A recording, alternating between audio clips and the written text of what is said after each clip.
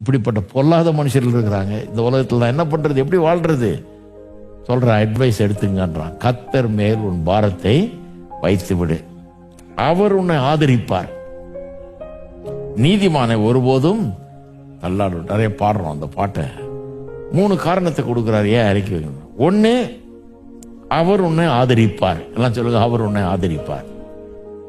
கர்த்தர் ஆதரிப்பார்னு நம்புறீங்களா? அவருடைய ஆதரவு உங்களுக்கு இருக்குதா?